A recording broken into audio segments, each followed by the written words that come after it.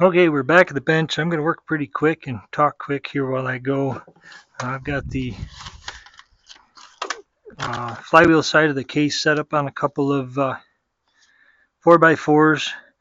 I'm going to heat up the case half to right around 200 degrees or so. And hopefully my crank doesn't cool or warm up too much. I just pulled it out of the freezer, so hopefully it'll just drop right in. Just got to make sure I get it in the right way. I've got some Loctite 518 for the case half gaskets. I know a lot of people don't use any sort of sealant, but I like to. So let me get this case half heated up and see if I can drop this crank in and without hurting anything.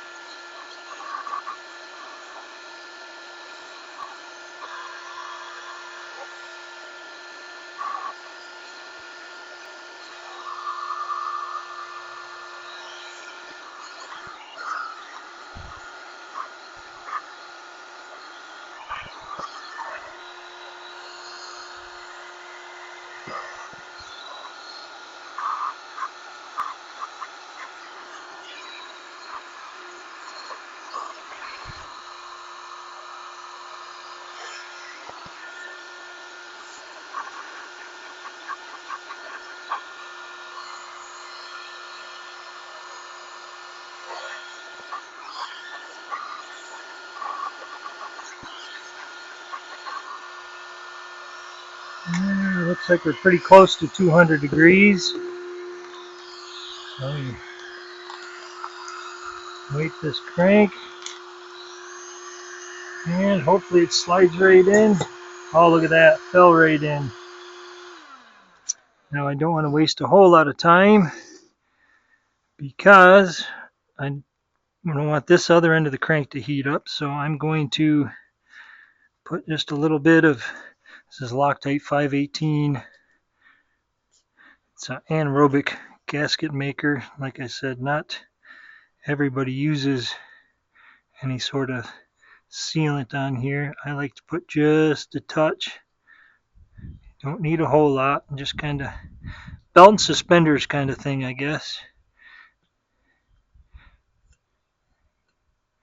Just in case there are a few little imperfections in the casting, which I know there are. I did stone it down with a machinist stone as best I could. I don't know how well you can see this, but I'm just barely putting on a thin layer. I don't remember if I told you that I already put some two-stroke oil in the bearing and on the seal to help guide that crank down through, and to pre-lube that bearing, because this will be the last time I'll be able to see the bearing like this. I guess I really don't need to seal it down here on that.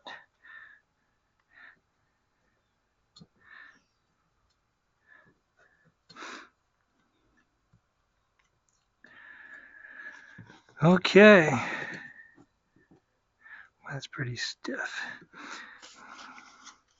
So I'll put the gasket on, and I'll put some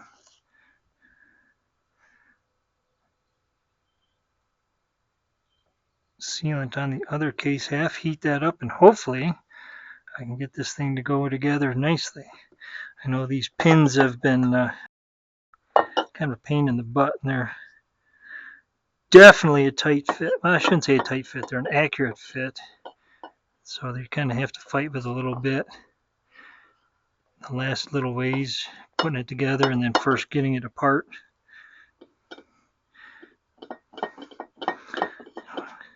Hopefully this isn't too boring for you. I'm trying to work fast and I can't multitask very well.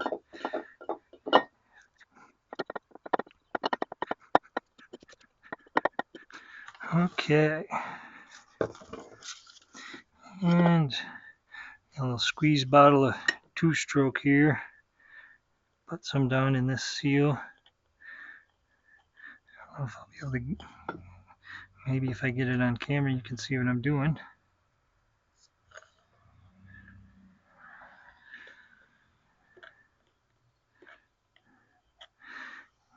See if I can get some down in this bearing here as well. Okay. Well, back to heating it up.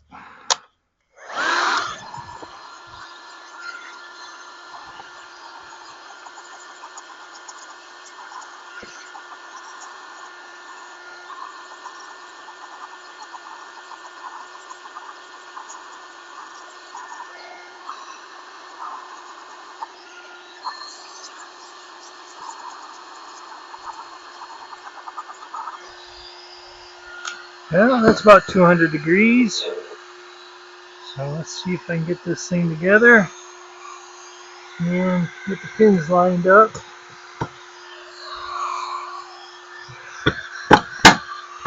Oh, look at that.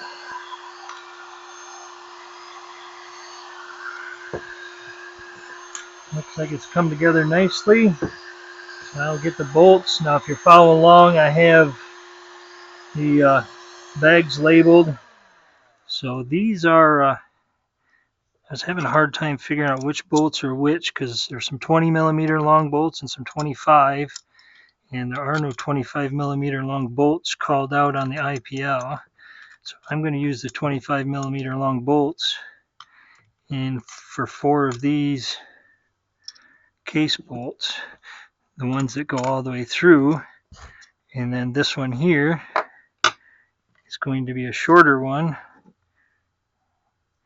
So it looks like I put the wrong bolt in somewhere. Not paying attention. Let's try this again. So here's my shorter bolt. That goes, which one did that go in? That goes in this hole here because it doesn't go all the way through, or it goes all the way through. It's, you can see right here. And then the other 4 get the longer bolts. They already have Loctite on them. I'm going to trust that that Loctite is sufficient. So start snugging these down. Suppose I can get these blocks out of the way so maybe you can see what I'm doing. Doesn't look like I even needed them to begin with, but just to be on the safe side.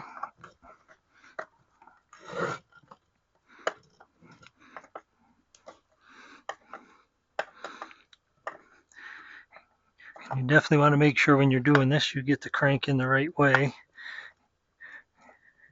The tapered end goes to the other side where the flywheel is, and this and longer end with the groove at the end is for the E-clip that holds the clutch on. So I'll just keep, I'm not tightening these all the way yet, I'm just snugging them down. And once I get all 3 of these snugged down, I will go through and torque them to pull the case halves together tight. Kind of wish I was moving a little faster, but I guess this will do. We'll find out if it leaks. I know a lot of the videos I've seen, or a couple of the videos I've seen, they actually started with the PTO side, putting that the crank through the PTO side first, which I could have, but I wanted to start with the side that had the dowel pins in it already. So now I can go through and tighten these up.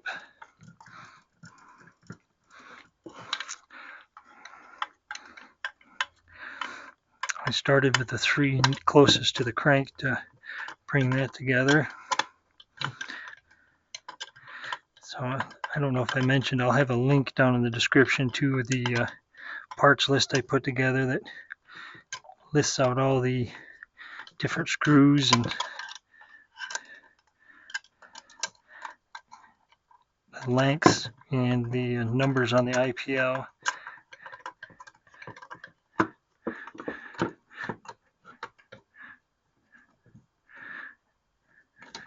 Well, these don't feel like they're threaded in. I wonder if these are stripped out. Oh, this one's tightening up. This one certainly feels like it's stripped. I don't know how it could be. Oh, wait a minute. There we go. Give these a good one wrist pound of torque. There we go.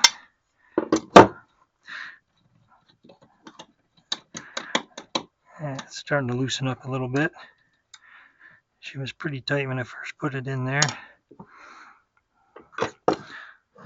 So there's the case halves together.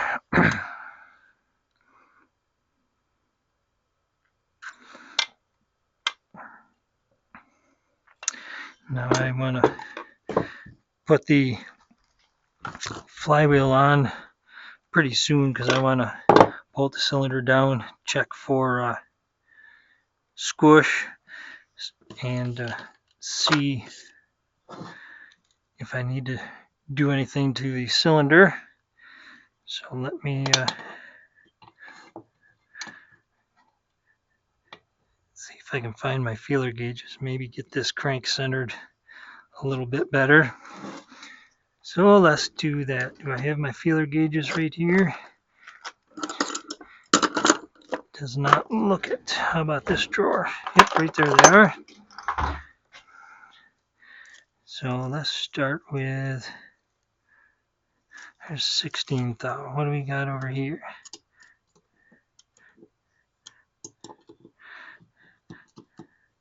We definitely don't have 16 thou over there.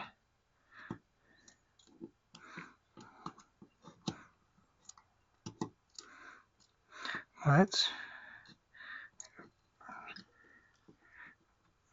riding right up tight against that bearing. So let me grab my rubber mallet and I'll give her a little bit of a tap. Don't need to go a whole lot. See if I went too far. This definitely feels tighter over there. What do we got for a gap on this side?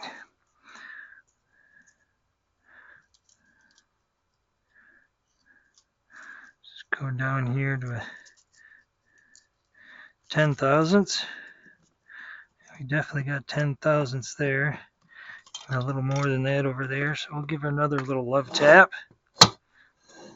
Doesn't take much. It's not perfectly centered, but I think I'm going to live with that. Because we have about 10 there. See, we were about 15 over there probably.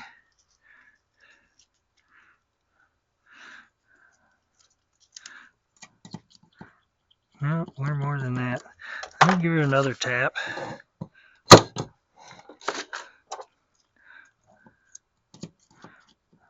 That feels pretty centered right there.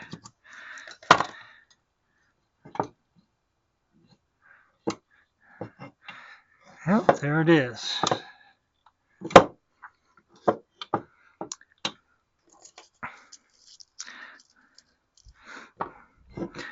So let's see if I can find any of these AV mounts that need to go in.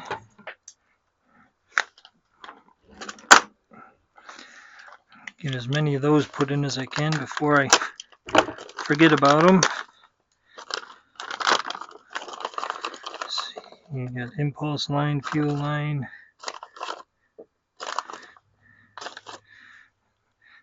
That's the carb boot.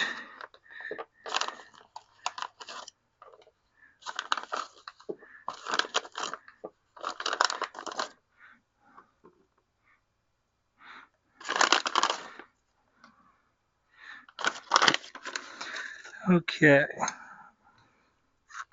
so these go in.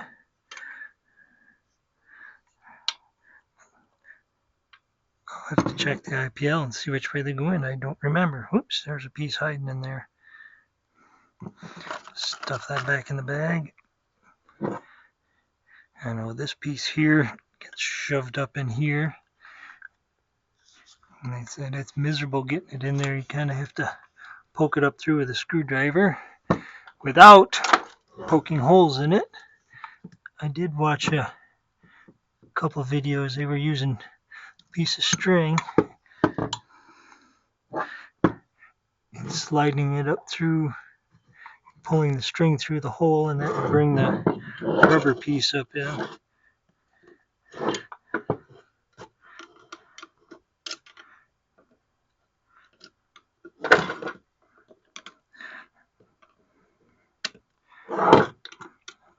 Well, I'm pretty sure this is not the way you're supposed to do it, but it seems to be working.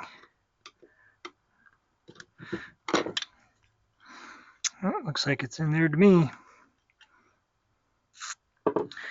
So these two with the hollow, just go on this side with the large hollow point out, because once they screw in, that's where the plastic caps will go. And I probably should have moved these up a little bit. Yeah, put just a little bit of two-stroke oil on these, see if they'll help them slide in a little better. Oh, that's much nicer.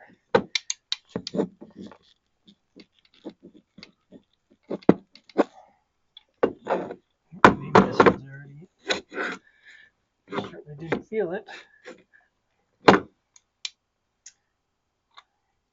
And draw it in all the way. So I have a rectangle. There, that snapped right in there. Looks like that one snapped in there nicely. That one snapped in there nicely. And this one here goes down in this front side here. I'll put just a little bit of two-stroke oil on there to help push that one through. That one felt like it went in there nicely. And this one goes here. We'll do that one later. So this goes, the pointy side comes out from inside. So grab that.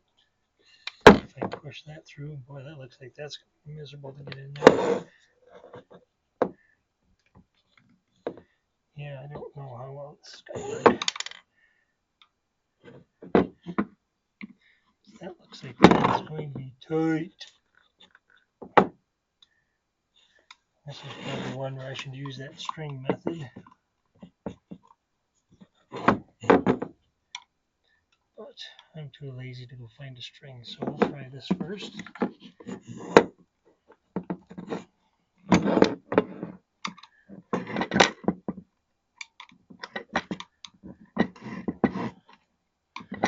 It's almost through there. Trying to keep this on camera. I'm not sure how good a job I'm doing there. It's through.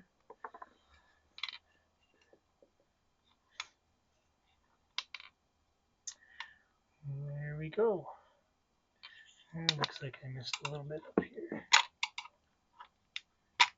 Maybe just the way the case is put together. So there's all the buffers in.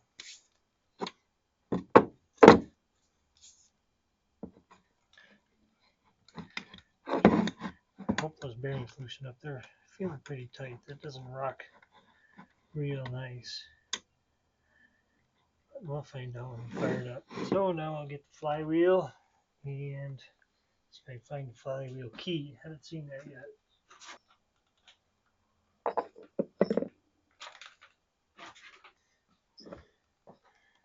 It is not in the flywheel. Well, let's see if I have one laying around. I sure hope I do.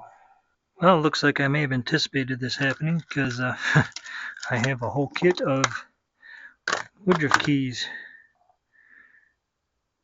So let's see if I can find the right size. Hopefully I have one. I can't believe it didn't come with one. There's got to be one in one of these bags somewhere.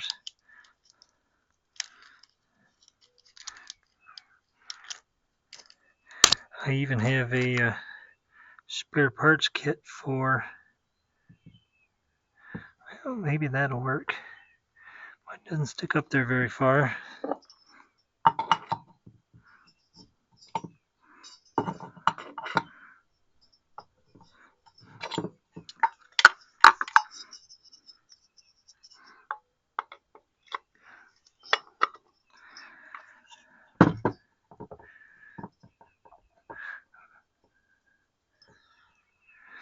Well, there's that.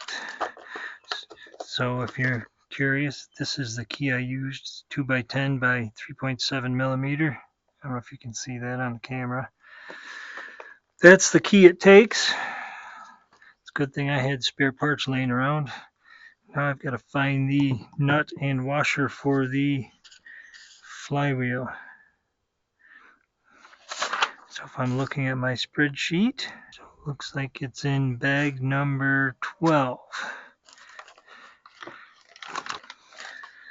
So this is bag number 12. There's a nut and washer for the flywheel.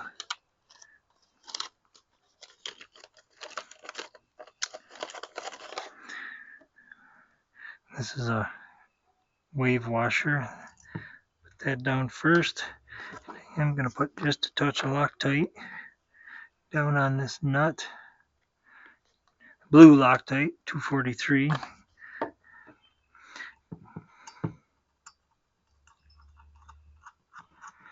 And I believe I have a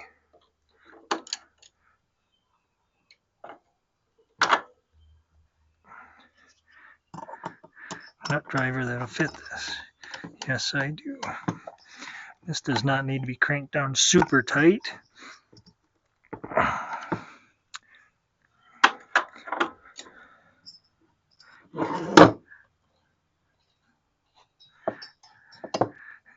Oh, that's spinning a lot smoother now.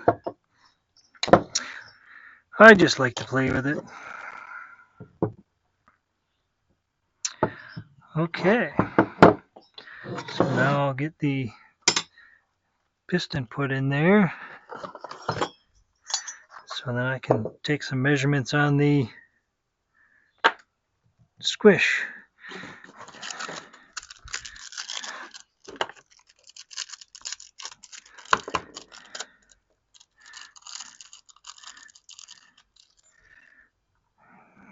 These are the circlips they sent. Kind of interesting. Those don't look anything like the OEM, but I'm not sure that's a bad thing.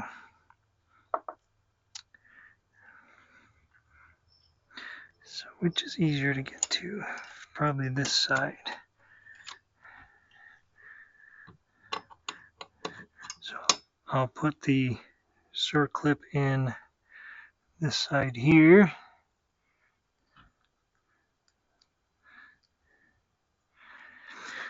Grab my needle nose pliers and see if I can fling this across the garage here.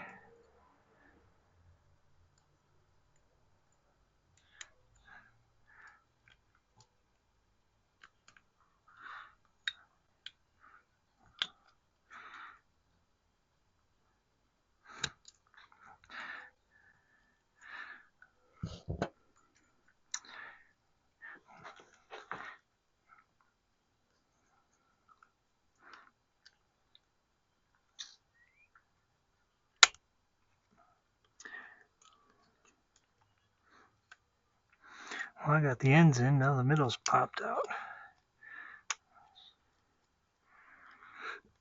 I don't know if you can see what I'm doing here. There, that feels like it's down in the groove all the way around. And now for the wrist pin.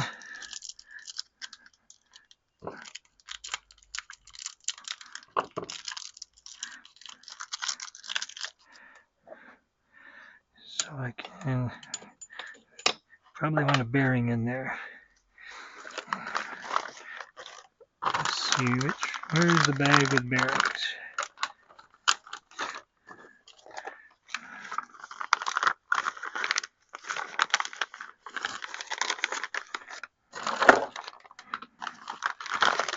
Too many bags to go through.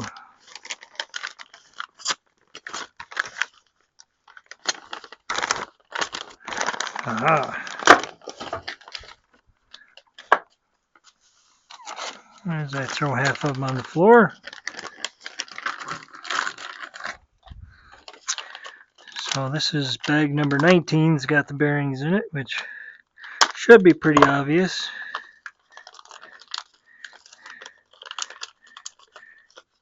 And this one here with the metal needles, that is the wrist pin bearing. Slides right over top. So I will give this a little bit of two-stroke oil. Not that I really need it right now, but I'd rather have it in there now. Whoops, silly. Put that right through the crank. Piston with the arrow pointing towards the exhaust.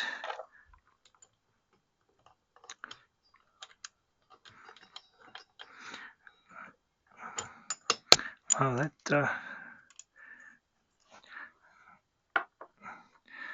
in case you're wondering, my bottle is leaking two-stroke oil all over the bench, so I'm just using that as a lube for some of this stuff.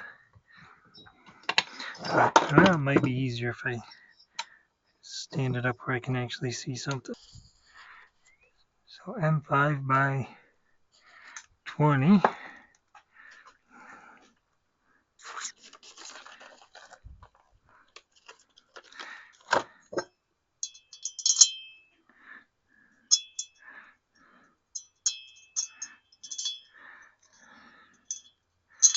So if you're the M5 by 25 are the 4 bolts for the cylinder. I use those for holding the crankcase together, so I will use the M5 by 20s for the cylinder. So put it on the exhaust that way. I'll just getting ahead of myself. I didn't cut the gasket flush. It's nice and flush there.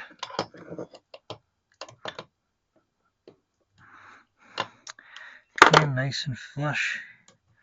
Oh, not really. Let me trim that a little bit more. That's better.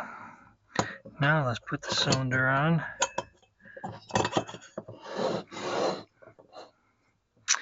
Grab my cylinder bolts.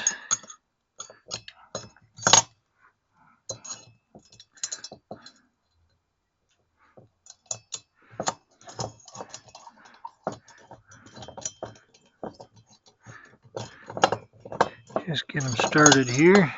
I don't know if you can see what I'm doing or not. Hopefully you can.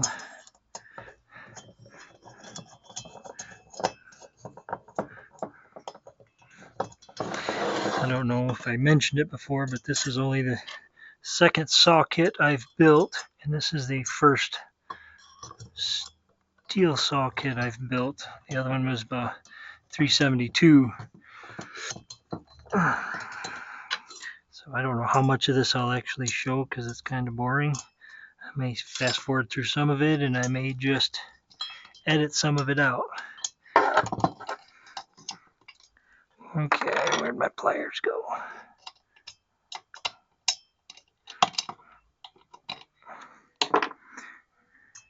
My fingers are a little fat for getting these screws started down in here.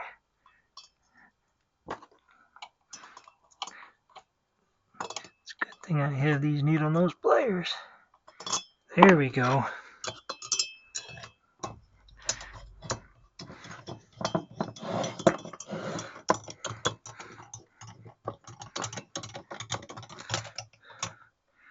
So I'm just going to snug these down. I'm not going to crank them down. Probably could get away with just 2. I don't think I need all 4 of them.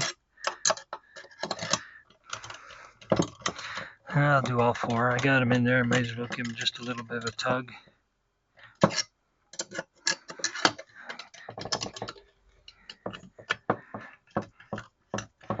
Oops. banging you in the face here. Okay. So let me grab a piece of, that's not solder. I have some small solder. That's not solder.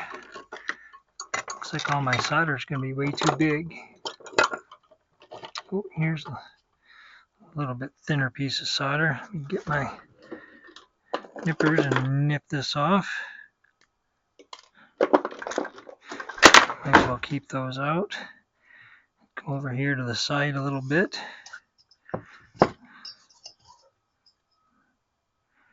Ooh, that looks pretty thick.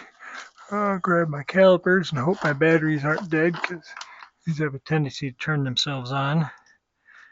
Okay, zero that out. Where are we at?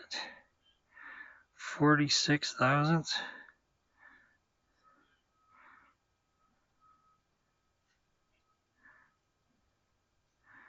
41 thousandths. Let me try the other side of the cylinder and see if that's any better.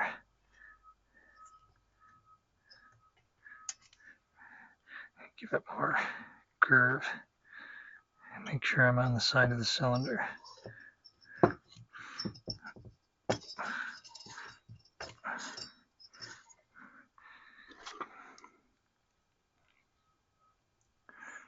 Yeah, 40 thousandths, 38 thousandths. So that is a lot thicker than I would like. So I may see about seeing it about 10 thousandths off the end of that, or off the bottom of the jug. But for now, I think that's where I'm going to call this video. I'll get some timings. I don't think people really need to watch me get timing numbers, but here's my degree wheel. And I have this 3D printed adapter that I can put on the end of the crank. I have to take the nut off, but I can put this on the end of the crank and get my timing numbers. So I think that's where I'm going to call it for now. Thanks for watching.